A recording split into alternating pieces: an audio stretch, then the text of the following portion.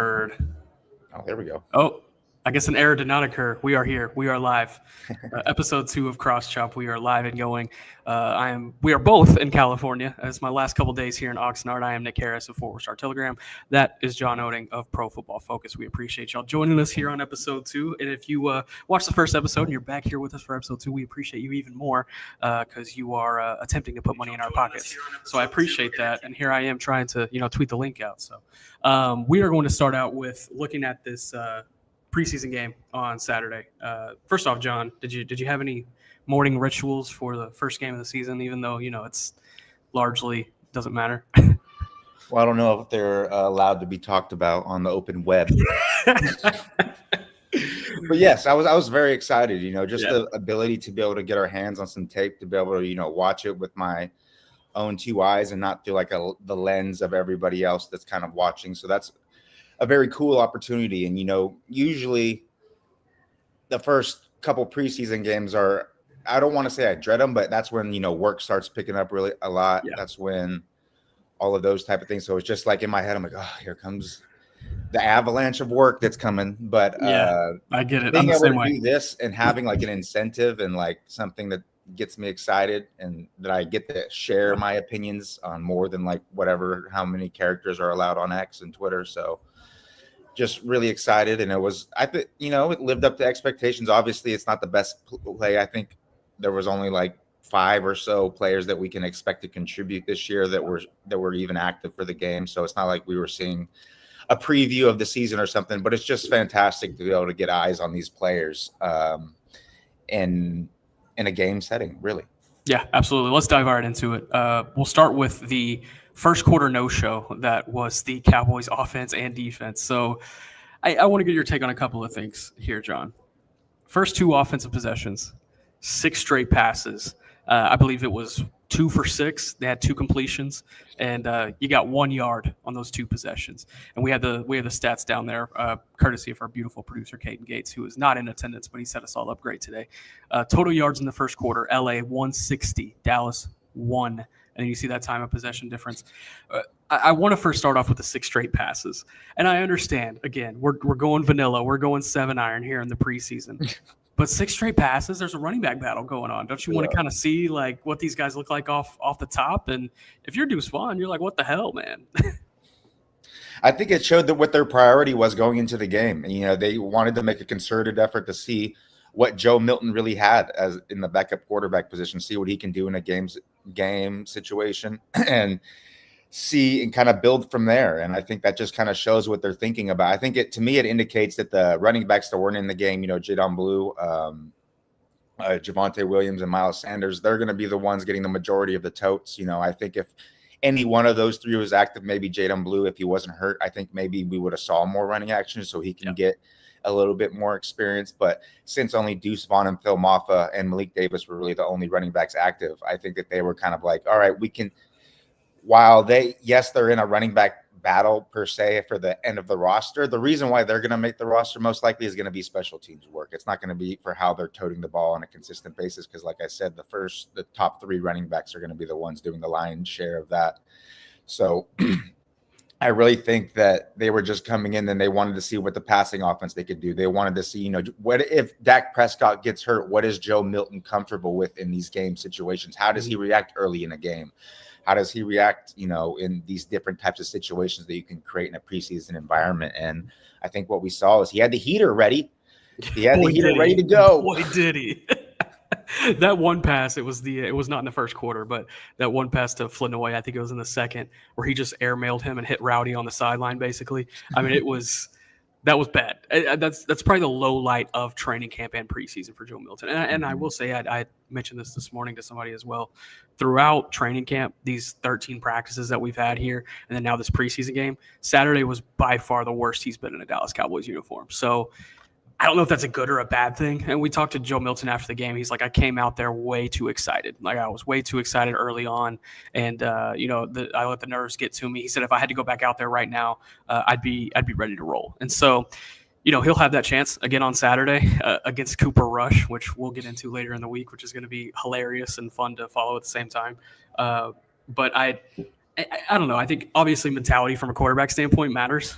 quite a bit, and Joe admitted it that he did not come out with the right one.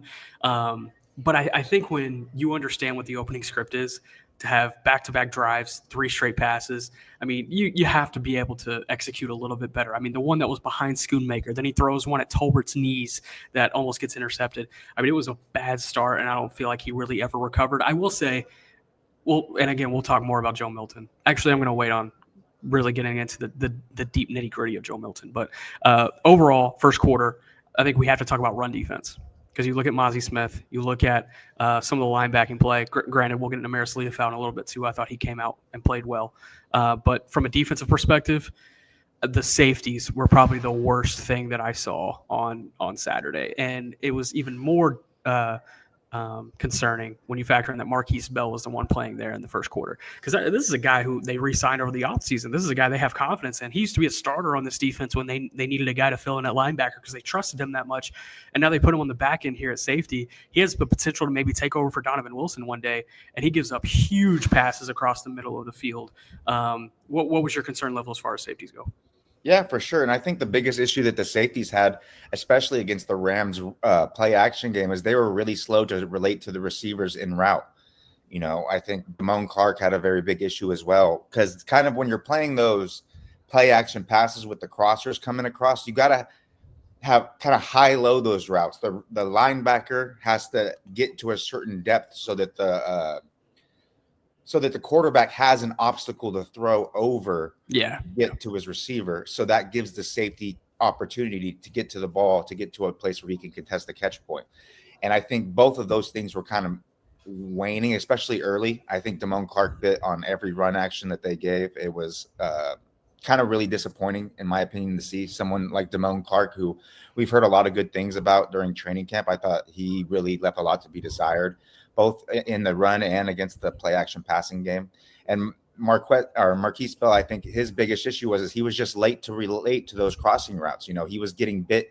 When you're playing those two high safeties, you're not a part of the initial run fit, so you can relate to those receivers a lot quicker than, say, a slot cornerback can do because he's part of the run fit, or a linebacker can do because they're part of the run fit. When you're not a part of that run fit, you have to relate to those receivers very quickly, or it's going to leave giant voids in zones. And that's what I think we saw very consistently throughout the first quarter, and why the Rams were really dicing up the Cowboys passing defense consistently with that play action passing game. Well, y'all watched the first quarter and y'all watched Joe Milton, and I know we've touched on Milton quite a bit already, but just overall Milton evaluation, he gave himself a D minus. I think he's given himself even a little grace. I think there's it was not his best performance, and you look at the day he had 143 yards, the interception downfield to Flanoy. I will say, and John Machota, the Athletic, we were talking in the press box, and he made a really good point about the Flanoy interception, or the ball that was intended for Flanoy that was picked off in the end zone. He said if he had to fill in for Dak Prescott during the season and he's throwing that ball to George Pickens is coming down with that. He's like, I don't hate that decision. And I'm like, you know what, John? That's why I like you. Like, you're right. You're 100% right here. And I guess overall, the bigger question that I have when it comes to Joe Milton, and this was brought up today in the press conference by a couple of different people, if you had to start a game today without Dak Prescott, you needed one game. Are you starting Joe Milton or are you starting Will Grier? I'm starting Joe Milton because I am too, yeah. His ability to create with his legs gives you another facet to create offense, whereas Will Grier, I don't think he has that ability, and I don't think he's that much better of a passer that it's going to make that big of a difference. And honestly, like you said, I think that the Joe Milton that we saw against the Rams is kind of like the low end of how he's going to play. I don't think that's something that he's going to be consistently that inaccurate and stuff. And so I would definitely start him. I just like the ability to create when things break down, the ability to include, a quarterback designed running game. Those zone reads were very nice to see.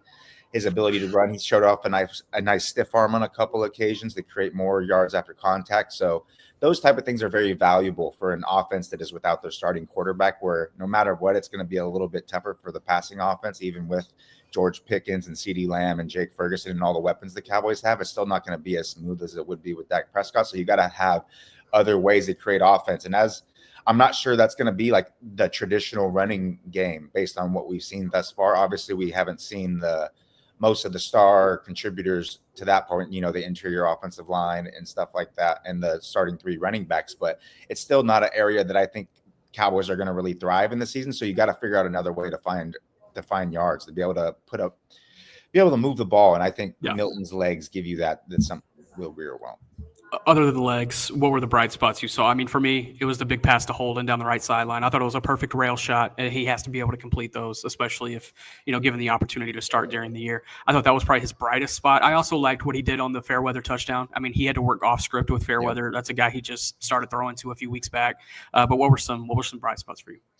Yeah, I mean, that echoing basically everything that you said. I don't really have anything to add. I will say that I did not know Rivaldo Fairweather was a name before game time. I had no idea. I was looking at always like to look at the depth chart, to make sure the numbers and everything are correct. And I was like, Fairweather.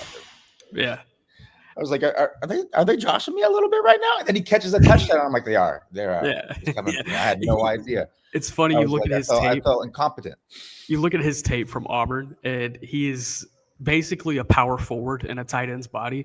He only comes in the red zone at Auburn, and they just throw it up to him, and he boxes out defenders and comes down with it. I think he had 2 OPIs last year.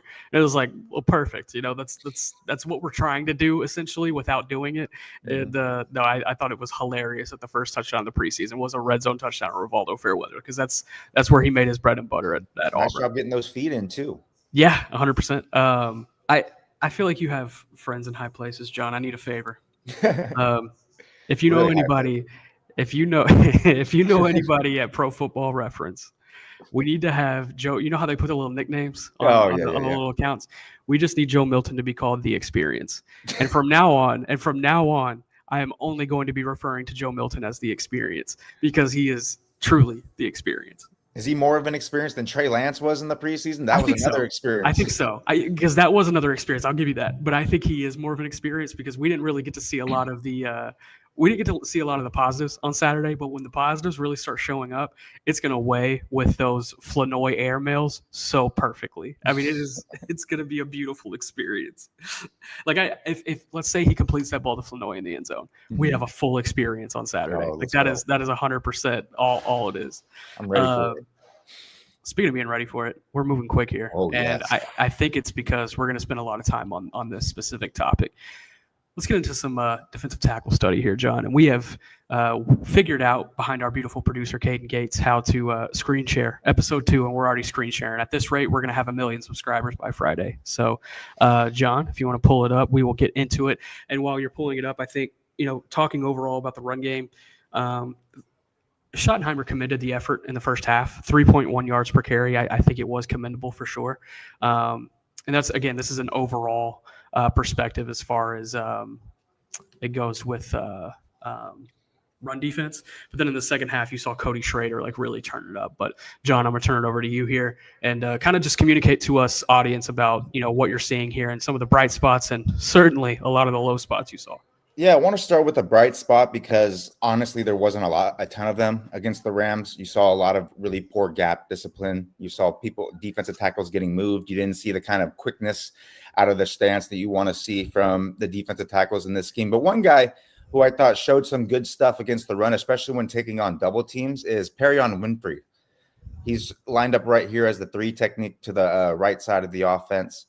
And you'll see here, he does a really, really good job of taking on the initial double team. When you want to take on initial double team, you want to make sure that you're attacking one of the offensive linemen. You don't want to kind of hit them in the center, because then you're taking on 600 pounds at once, really. So you got to attack and kind of you want to create knockback on one of the 2 double teamers so that they're sitting on different planes. And as you can see, when they make contact, they're on the same plane. But watch what Perion Winfrey does. You see how he creates that separation? Yeah. And that is the reason why he's able to get square. Running back declares where he's going to go, and he's able to shed and make the play. I think that's something that's really impressive for somebody like Perion Winfrey, especially because he's someone who historically has been regarded as an upfield player. He's a gap shooter. He's not someone who can really anchor at the point of attack and beat these kind of double teams. But as you see here, really fantastic technique, power, positioning. He doesn't get too turned there. You see it when he presses in and his left shoulder is a little bit upfield, he makes sure that he gets back square so that he can take up that horizontal space. Got skinny. And when the running back cuts right back into him, he's there to make the play. Yeah, and he got skinny, right? And I think that was something you emphasized on Twitter on Saturday. And then then you can kind of see on the same play, Mozzie Smith, when he takes it, you don't see the same type of power. You see he gets knocked out of his gap. That is just not what we want to see. When he's lined up at this 2-eye, he has to occupy this A gap right here to the weak side of the offensive line. And as you see, he takes on the first one good, but when the double teamer comes, it knocks him over to the B gap. Yeah. And as you can see there, if Winfrey wasn't creating that knockback, there's a nice cutback lane for the running back to get to the second level untouched.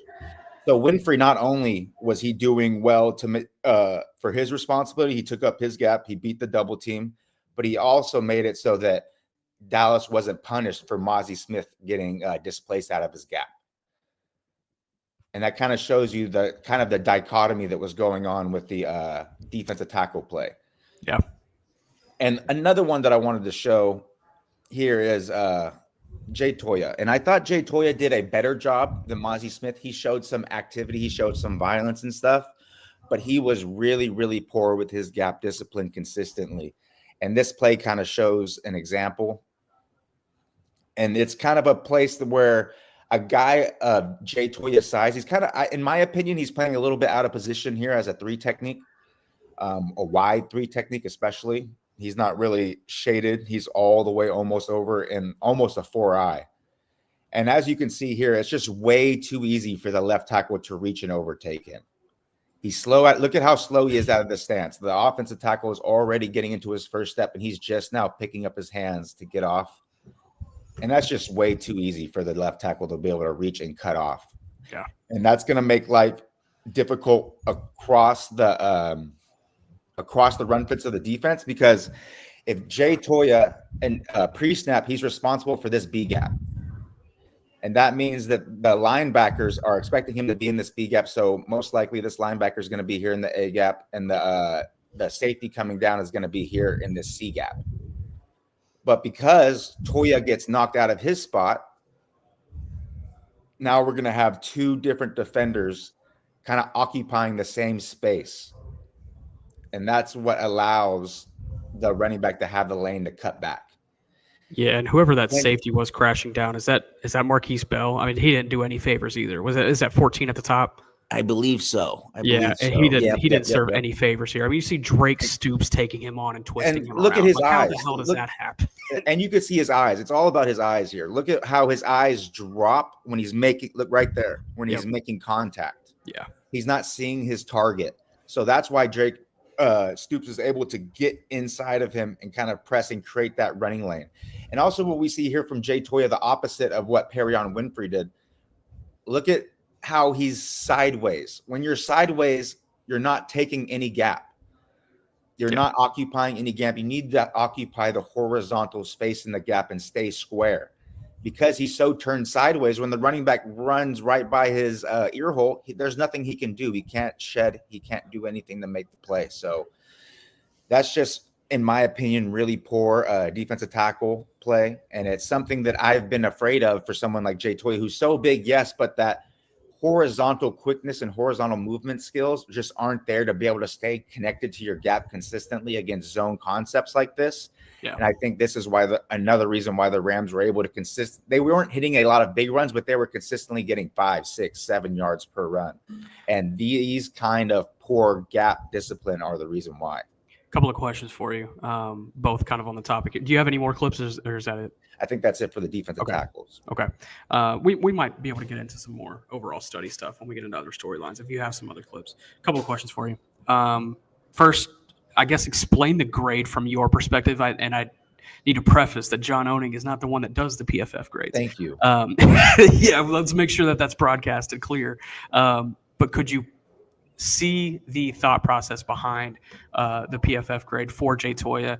It's 28.1, which is awful. And then his run defense grade was 27.3. And let me also say, I did not think Jay Toya I think he had far from his best day, but I didn't know it was that bad. The issue when you get into looking at these grades, especially in the preseason, is that they're on such a smaller sample size than you will get in the regular season that the grades can be a little bit wonky than they would be on a full game sample or a couple game sample. So I wouldn't look too much into the exact grade. I would just look for like kind of the directionality of it. It's low, so we played poorly, that type of thing. I agree that it was a very poor performance for Jay Toya. Would I say it was like a 28 by regular season standards? Probably not, because he did have some good plays where he was able to make a positive impact and he was able to, make some disruption. There was one play in particular I saw him do a violent shed and get in on a tackle. So I wouldn't grade him that low, particularly if I was just going off of just, not using all of the crazy math that the PFF grades go into, where they have all of these, regulation things so that the grades even out across positions and all of that kind of stuff. But I would say, yes, it was directionally correct that he was very poor. And that type of performance in the regular season would not bode well for especially the Cowboys' interior run defense. And, of course, I don't think he did anything rushing the passer, even though he did get double-teamed a lot rushing. But I don't think that's it. When we're talking about nose tackles, I'm not even really thinking about them rushing the passer. That's the type of thing. If they do give you something there, then that's a value add, but I'm not expecting anything from that position, rushing the passer wise. We don't have Dexter Lawrence, unfortunately. Yeah. And I think that's kind of important when you talk about Mozzie Smith's progression, right? It's because they want to have this attack front. They want him to be right around 300 pounds. They want him pushing the pocket back. That's not him. We're going into year 3. And sure, maybe by the end of year 3 is when you really start to figure out what a true, what the full product looks like for a guy. But I feel like we have a pretty good idea of what the full product looks like for Mozzie Smith, and that's not him. That's not him. And I think whenever you're rushing the passer, let's say it's a third down, I'd be throwing out probably, this would just be an example of a 4-man front. I would go Parsons, Solomon Thomas, Odigizua, and Ezaraku on a third and short. But if it's a third and long, fuck it. I'm throwing out Micah Parsons, Dante Fowler, Ezaraku, and Sam Williams. Yeah, I'm NASCARing it, and I'm getting to that damn passer. So I just wish they had a little bit more emphasis on bulking all of these guys up. Perrion Winfrey too. I feel like he could add a good 15 pounds to his frame. He's got that room, I think, because he's probably the widest of the 3, whereas I think Toya is probably the bulkiest, if that makes sense. And then Mozzie is just somewhere.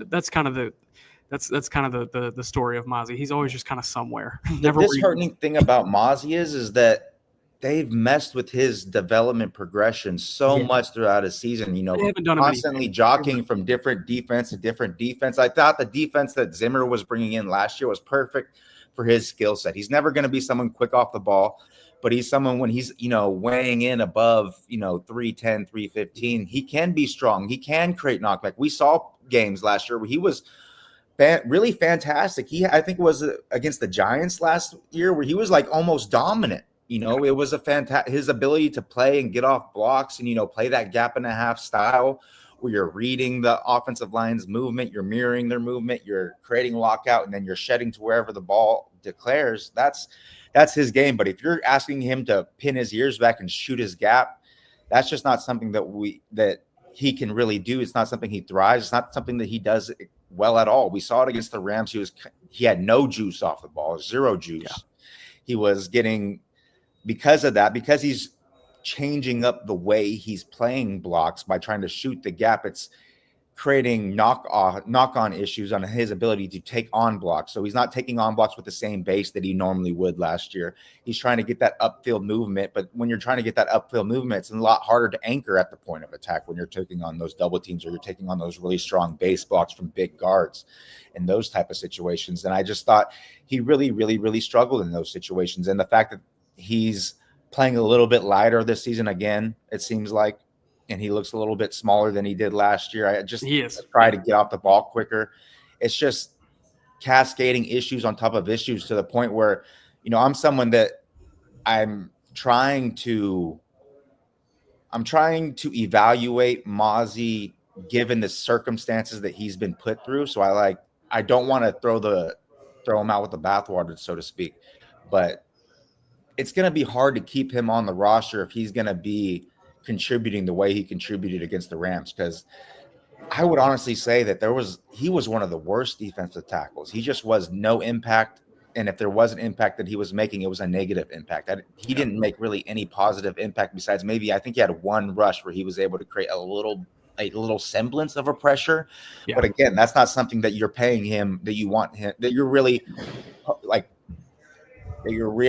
hoping for him to do as the nose tackle. You need him to play well against the run, eat those double teams, control that A gap, those type of things, make life easier for the linebackers behind him. And he just doesn't do that at all right now, or he didn't do that at all against the Rams. Hopefully, maybe it's something that with the injury that caused him to miss practice or leave practice, and he's still nursing something there. But I was just very unimpressed by what he did. And I wouldn't be surprised if when we come cut down time and he doesn't improve, that he's going to be outside looking in on the 53.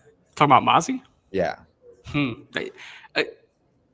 think you have a better perspective of overall defensive tackle position in the NFL. If he were to get cut on 53 day, do you think he could picked up somewhere else? I think he would, just because of the first round draft capital. I think that teams, they see that first round, former first round pick, and they seem to always get the opportunity. But if we're just basing it, we know well about that. Yeah. We know very well. And like I said, last year he played well in certain segments of the season, and I could see a defensive coordinator that plays kind of that Zimmer style of that gap and a half scheme.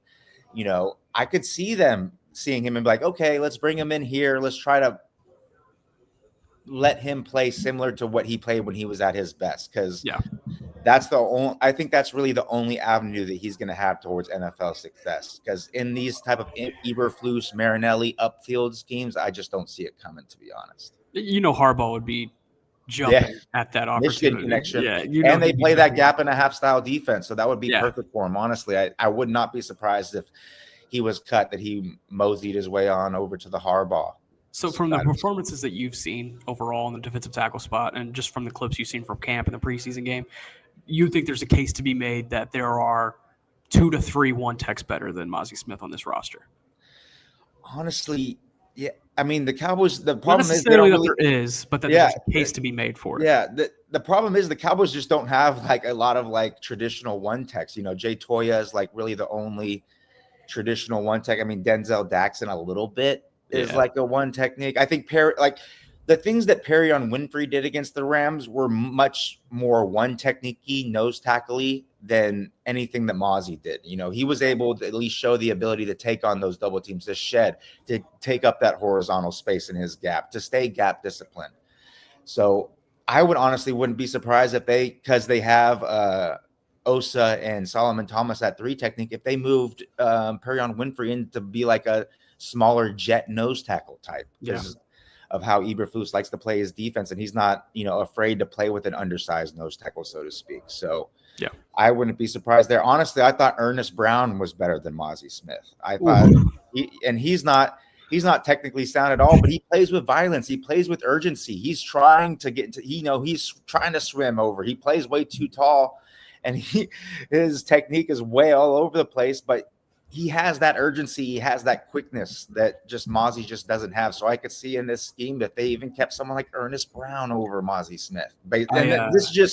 I'm going solely off of what was in game 1. Maybe he performs much better in preseason game 2, and we see that anchor that we saw last year, and it holds up more the more he gets separated from that kind of little injury that he suffered during practice. So who knows? But just based off game 1, it was not a good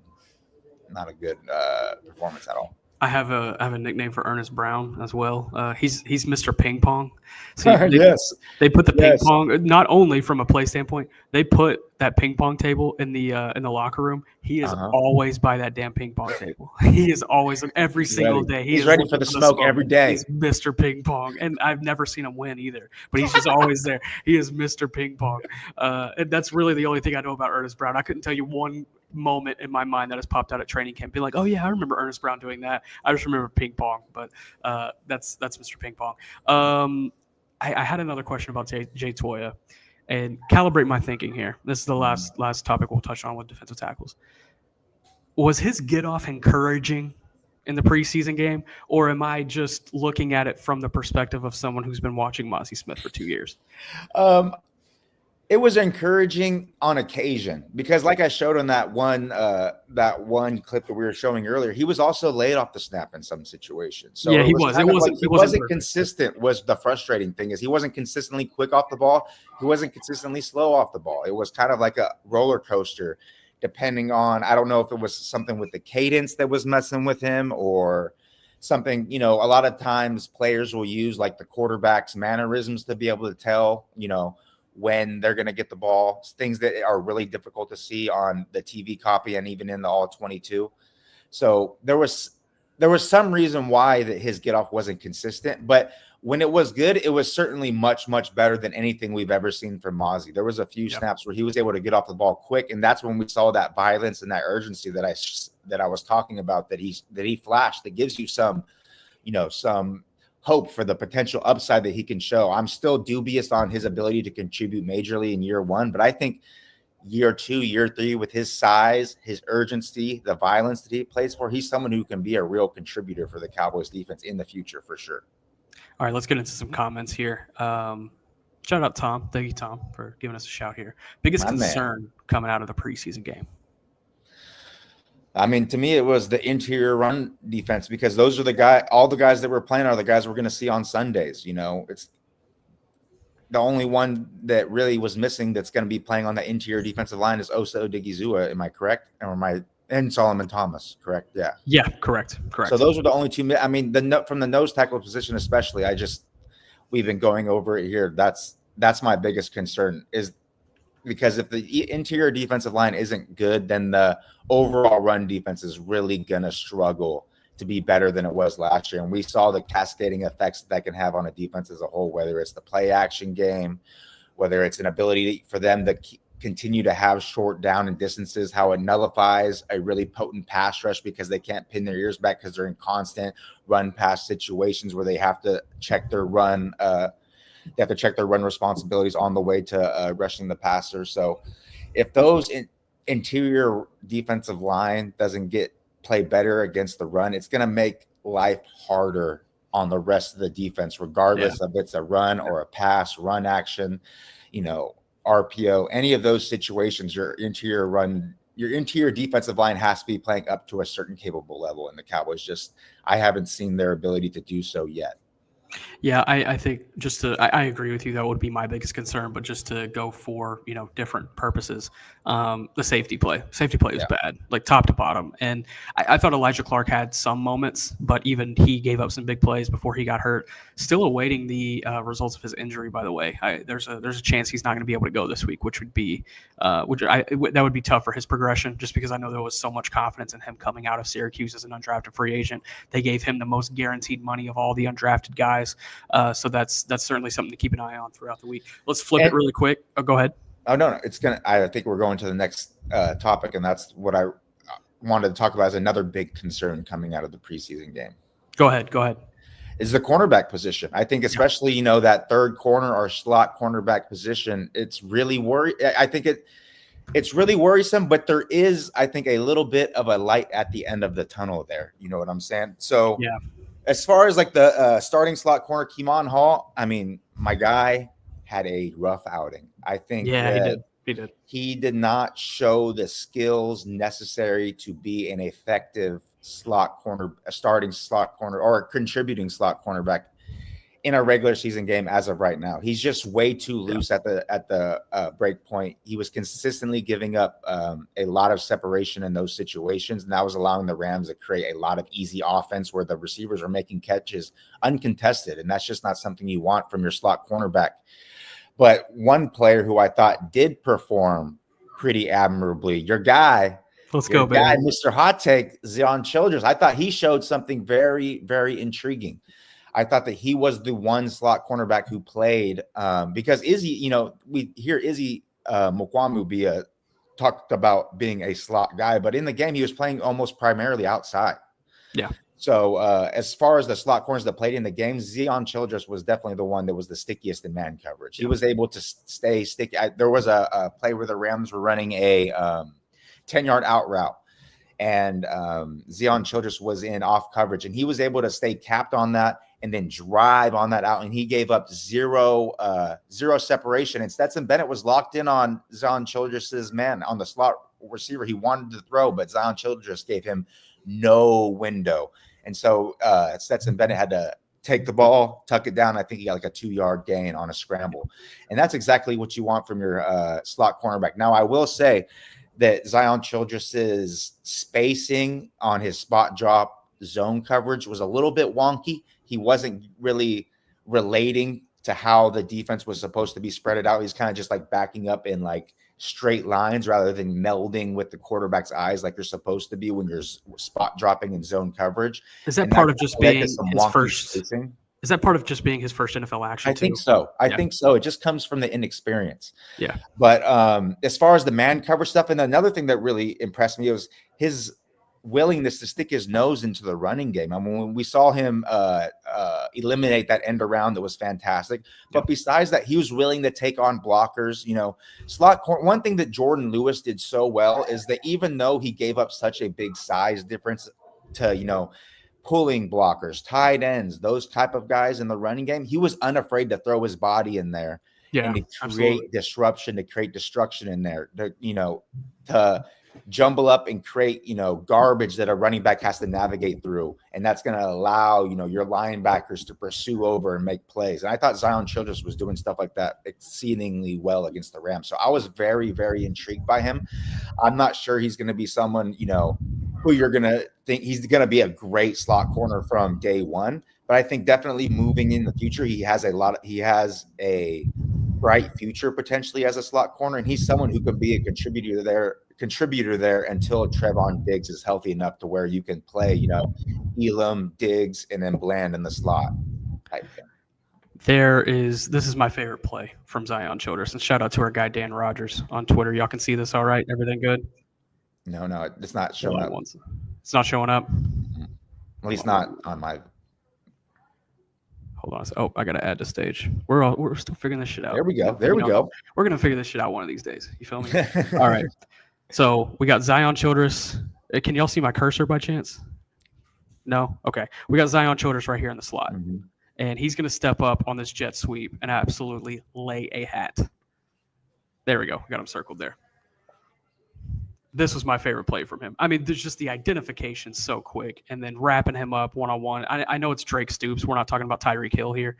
But I just thought this was so encouraging from a diagnosing standpoint, seeing it come from the opposite side of the line of scrimmage, stepping up and making a 5-yard tackle for loss in a play. And a fundamentally sound tackle, too. Fundamentally sound. I mean, that was perfect. That was the perfect play for a 5-yard loss. That's exactly what you want out of a nickel corner. And that's exactly what they're trying to look for there. And I will take that 10 times out of 10 if that means you're going to have some rookie bumps and bruises here and there over a guy that will not be able to identify it. And even if he could, wouldn't be able to step up and make that kind of tackle.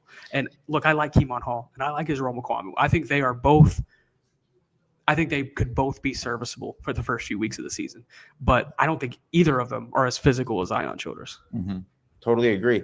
And, you know, when he made that play, I was like, oh, there's Nick's guy. There's the hot take. It was funny, though, right when we logged off of our podcast last week, when you mentioned Zion Childress to be the hot take, I started seeing his name pop up all over the place in the Cowboys content sphere, talking about Zion Childress could be a sleeper in the slot cornerback battle. Listen, John, we got to be quiet. Where are they getting that from, huh? They come into the right spot. They know where to get their Cowboys info. I love that. Let's go through some more of these comments. Attack on Cowboys. Hey, yo, the fraud is in the chat. Hey, I appreciate you, dog. I do. I appreciate you. We're good. Let's see, Tom talking about the Joe Milton experience. Okay, here's a good one from Matthew Burris. Chances of a vet corner and defensive tackle coming. I think we're at the point in camp to where we can actually talk about the odds of this. I would say the odds are decent. I think they're better at defensive tackle. Really? But I think the odds are pretty decent at both spots right now. I think it's interesting. I think if you looked at it today, the free agent options at cornerback are much, much better than they are at defensive tackle, with Stephon Gilmore and Rasul Douglas in particular. I think that those two options are head and shoulders above any of the veteran defensive tackles that are still available that can kind of plug into that nose tackle position. And not only can they play it, but they can play in the way that Eberflus wants to play defensive tackle, nose tackle position. I just don't see any of the available defensive tackles being able to give you much more than what they have. But the thing that can change is after that 53-man roster cut downs, nose tackle is a position where you do see some guys make it onto the street and get put on those practice squads. And I think that that's an area where when after the initial 53-man cutdown, I would not be surprised at all if you saw the Cowboys poaching a nose tackle off of waivers from another team for sure. And I think if you told me when the acquisition was coming, I think I could tell you what position it was. If it's before the initial 53-man roster cutdown, it's a vet CB, I think. Yeah. But if it comes after the initial 53, it's going to be a D tackle, in my opinion. Yeah, that's a good point. The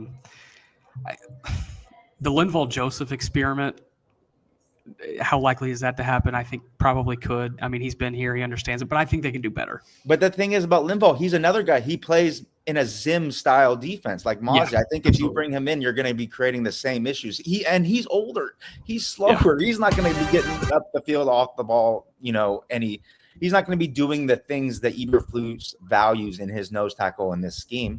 So I just don't see I don't see how that changes anything or fills any of the voids the Cowboys have on defense. That's why I'm just not impressed by any of the currently available defensive tackle. And again, I think that kind of speaks to the position group right now overall around the league. And it's tough because your top end guys are dogs, but there's a huge gap. Like there's no tier 2 defensive tackle. Like you have tier 1 and then you jump right down to tier 3. And that's Lawrence, what makes, and then it was funny because you see the Jeremy Fowler article, whatever, and he did a really good job is like asking all the execs and scouts and coaches throughout the league, like, hey, rank your top 10 guys at each position. And when they got to the defensive tackles, you see the Chris Jones, the Demarcus Lawrence, Dexter Lawrence, you see all these dogs, Jalen Carter, and then it drops down big time. Like you may as well, he could have put like a paragraph of just space in between, and it would have made sense because the tier drop off is so massive. Mm-hmm. But I think when you look at it from the Cowboys' perspective, even factoring that in, they're worse. They're top 5 worst in the league at the position group right now. Have to be 100%. And I think it has to go with the fact that they just refuse to invest in the position outside of the Mozzie Smith pick. I feel like selecting Mozzie Smith in the first round, they like check the box, like, oh, we've invested in the position. We don't ever have to think about it until the late day 3 anymore.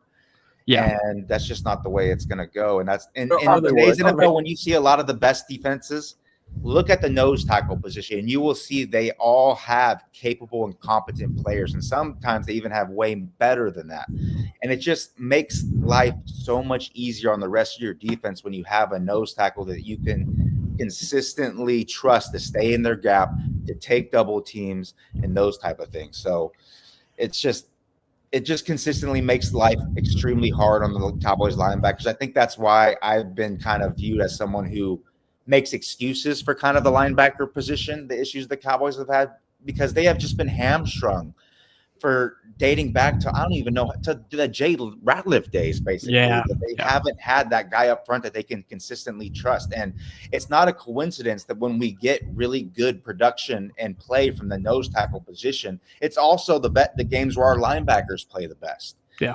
So I think it's really unfortunate. I think it's a position that they have very much undervalued throughout the recent tenure of the current front office, the way it's currently manufactured. I think that they've really undervalued the nose tackle position too much, in my opinion. I got a video for us here, John. This is a courtesy of DallasCowboys.com, an interview with Nick Eatman. I'm going to just let this play. And let me know if you can hear the audio. If you cannot, just let me know. Which position you might be concerned about. You probably wouldn't reveal that, but others would. Okay, well, say that again. We can hear it. We can hear it. Perfect. Okay. What are some of those? I was seeing there's some places where there's still questions to answer. Yeah, I still think, the corner position, only because you look at what's on injured reserve. We've got 3 corners over there, an NFI and 2 PUPs, that we're expecting to play for us this year. So certainly Kyer, we expect to play for us this year, but some other guys are getting opportunities. But, with them not ready to go yet, you certainly think about that in terms of improving there if we get the opportunity to do it. I think, a guy like a Booth and Pride are doing a good job out there. But I certainly think that's a place where, we got our fingers crossed a little bit between Diggs and Revel and Butler, that we get those guys back in the mix. And then, you never know what's going to be out there that we can get our hands on. And then, I think, the big defensive tackle there with Mozzie and Jay are doing a really good job. But still, you want to see it live because, that position in there in the trenches, you really don't get a great feel for it till you're really tackling to the ground and you're playing in a football game. But, I do have a lot of confidence both those guys are going to step up for us. Wow. I mean, it's obvious, but it's good to hear the front office say it. Yeah, I totally agree. Like you said, it's pretty obvious, but I really don't have much to add on what he said, what we've already said. It's a problem. It's probably going to continue to be a problem throughout the season. It's going to be something that the Cowboys are going to have to mitigate. I wouldn't be surprised if when we get into the regular season, you see Eberflus go full Marinelli, where he's slanting gaps, he's throwing in run stunts all the time. Because if you can't trust your defensive tackles to hold up at the point of attack, then you got to create movement to create chaos. To try to mess up with blocking assignments and to create clear run-throughs and in those type of situations. So I would definitely, when the regular season comes around, pay very close attention to the type of movement the interior defensive line is having on a play-by-play basis. Because if you see them consistently stunting, slanting their gaps and those type of things, they're doing that because they know they don't trust their defensive tackles to hold up at the point of attack. We're going to speed through some of these comments. Blogging the Boys, thank you for the support. Really appreciate it. Matthew Friday, are y'all excited to see the Netflix series like Shoddy said he was earlier today? I've seen the first 3 episodes. I got the screeners for it. I'm going to the premiere tonight. I'll say this.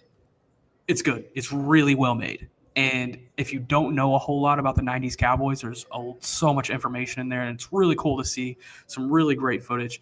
But I think if you are like a super fan or you are somebody who covers the team, the team like the back of your hand, there's probably not going to be a whole lot of new information you'll see. But it is really cool to see, some of that stuff and kind of go back in time a little bit. I will say the last couple of episodes, there's some cool stuff about like current day. Nothing groundbreaking. But there's some cool stuff about current day. It's really exciting to see. The final episode, you get a really good look into the Green Bay game from a couple of years ago. And so I'll say that. Are you excited for the show at all? I mean, not really. I mean, I don't need the Cowboys to take up any more of my time than they already do. They're already like 24/7. I'm constantly thinking, watching film, watching games, watching the clips at practice, talking to people, everything. It's like, man, that's time for me to watch Foundation. That's time for me to watch Chief of War, bro. I'm watching deep. I'm trying to get away from the Cowboys. I'm not trying to add another thing that I have to watch, to stay current. But thankfully, as you said, I'm someone obviously who's been very like a super fanish and is probably already aware of most of the details that they're showing. I'll check it out for sure, but it's not something that I'm gonna be like making sure that I binge these 6 episodes right when it gets released type thing.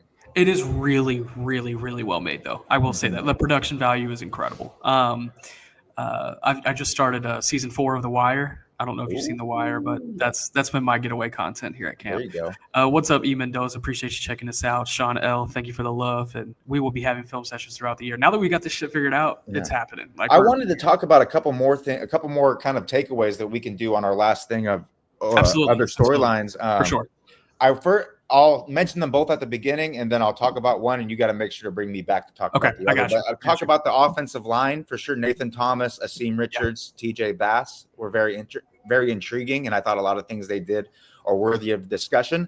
But I think someone who definitely deserves a shout out is our guy Marist Liufau. Oh my gosh, he played out of his mind. It reminded me of a funny talking about Foundation. Season 2, episode 1, famous quote from our girl Gail Dornick. any man can have success, but it takes a madman to be great.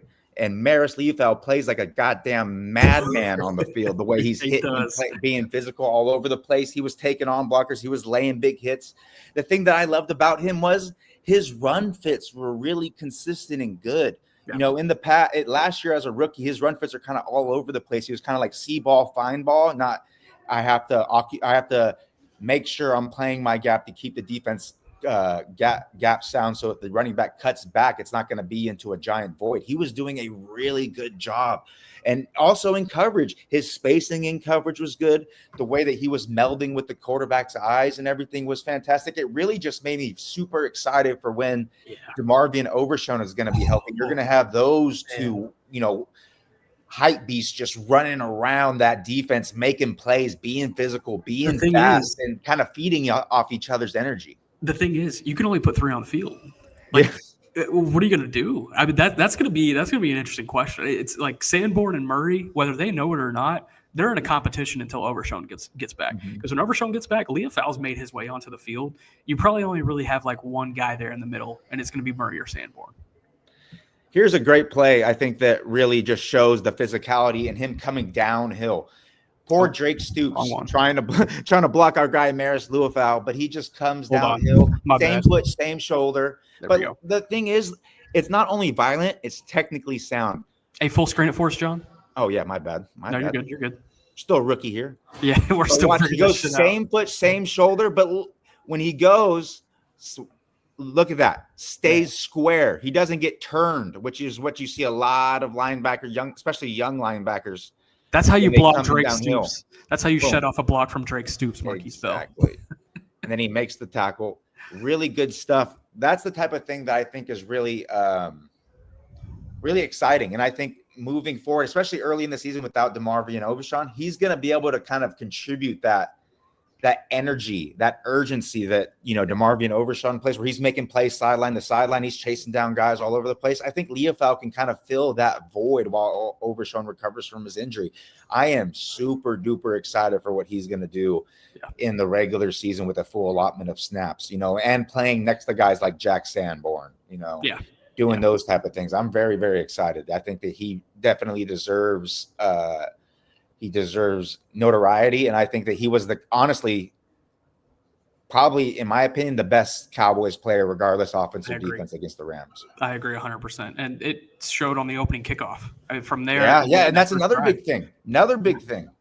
Special teams for sure. Skywalker Steele with a question here for us. Good stuff here, fellas. No surprise. Keep crushing. Thank you, man. Childress and Clark making strong cases for the roster after Saturday. We kind of touched on this already. Clark, I think, maybe has a little bit more of an uphill battle. Childress, I think, is just benefiting from, you know, that position group being so thin. I think he's probably got a better shot. I think if the roster were to get cut down today, Childress does not make it, but he is knocking on the damn door. Yeah. He is knocking on the damn door. He's coming quick. Let's see, Sean L., how concerned are you about CB heading into week 1 corner? Who on the street will we be looking at? Man, would love a Stephon Gilmore, reunion. I don't think the money is right there right now, but that doesn't mean it wouldn't be come at the end of camp. I think Gilmore's at the point in his career where he doesn't need a training camp and he can step in and be ready to roll for a team that needs him. It just depends on what that price point looks at. If you're talking about it from the Cowboys' perspective, they're not going to pay more than $5 million for Stephon Gilmore. And I haven't heard that. That's just me kind of throwing a number out there. How concerned are you 1 to 10, John, about the corner position? I mean, pretty concerned. I'm probably about a 7 or an 8 on the concern scale. And the reason I'm not a 10 is because I really believe in Deron Bland as a guy who can fill multiple positions. I think he's someone who could be a very good outside corner or slot corner, depending on how the kind of battle between that number 3 cornerback spot goes.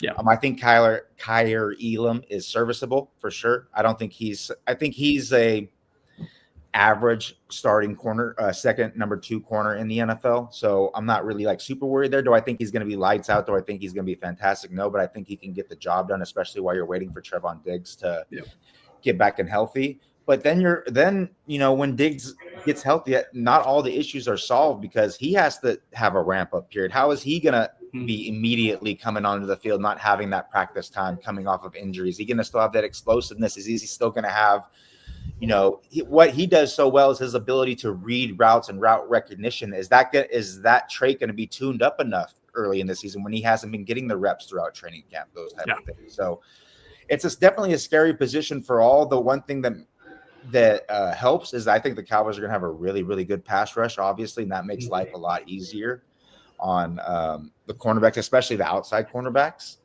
But I'm worried. I'm for sure worried. The injuries that the Cowboys have sustained at that position has made it really difficult, and we will see how it plays out. But right now, it's not looking fantastic. One last topic here before we get out for today. You got to talk about Malik Davis, man. I was on the street 36 hours before the game started, and then he leads the team in rushing. We talked to Schottenheimer today, and he was like, we didn't plan to get him in that early, actually, and that early being with about 10 minutes left in the game.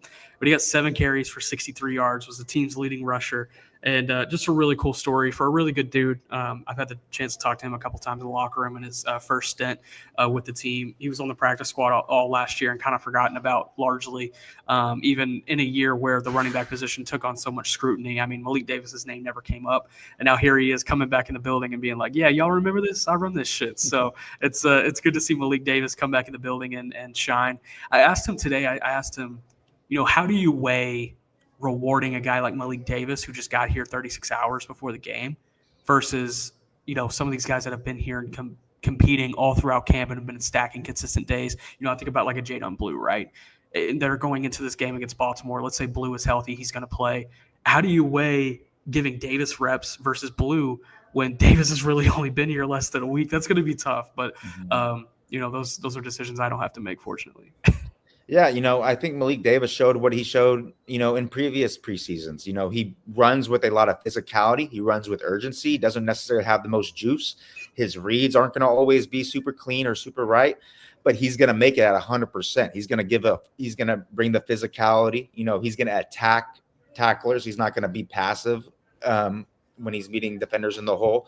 And I think those are all things when you're going against, third string defensive defenders and all of that kind of thing, he's going to have success. And that's kind of the environment that he kind of thrives in. Now, do I think he's going to overtake any of the top 4 running backs? No, but he's someone, practice squad. I could see if Deuce Vaughn didn't have the familial connection with the Cowboys scouting staff, I could see them bringing Malik Davis instead of Deuce Vaughn back to the practice squad, especially because he's more of I think he's a better traditional running back for the Cowboys scheme. And he can make him, as he showed, he's someone who you can insert, week of if someone's hurt, and he can, give you 5 to 7 carries, and he's not gonna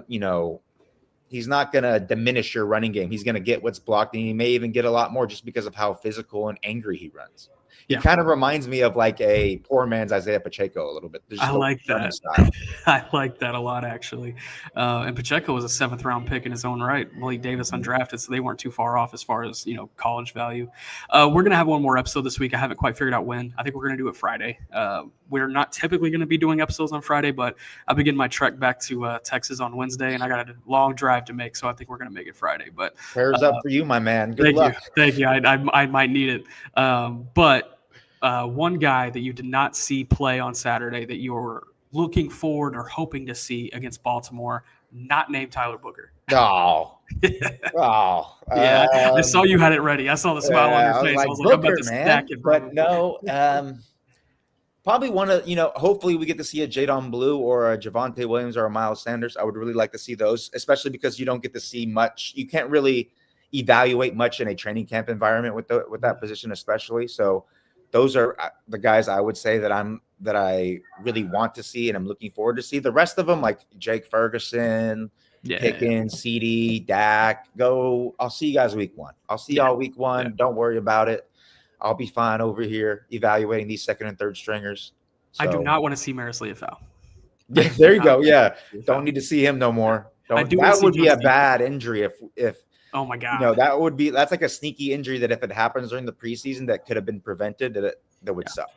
One guy I want to see, John Stevens. We didn't get to see him on Saturday. Surprised that he did not play. Yeah, actually. why did I was kind of confused. Is that because like his spot's a little bit safe? Because I didn't hear anything about any injuries or anything. I don't think so. This is me theorizing. I think this is more of a situation of, okay, we're going to throw Schoonmaker out there for a whole game, and then we're going to throw John Stevens out there for a whole game. That's my interpretation of it, because there's no way John Stevens' spot is safe, you know? So that was surprising to me as well. But we'll learn more throughout the week. And for everybody that checked in here with us live and asked questions, we appreciate y'all. We're going to be rolling throughout the season, man. Episode 2. It feels like we're off and rolling, man. I feel like we're mid-season stride. We just got to figure out the screen sharing shit. Yeah. We're going to be just fine. It's going to work out great. We'll get there. I'm very excited. Really appreciate everybody listening in, all the comments. Appreciate our man, Caden Gates, for setting us up for success today. And yeah, I'm really excited for the next episode. We'll be looking forward to week 2 of the preseason. You know, we're going against the Ravens, right?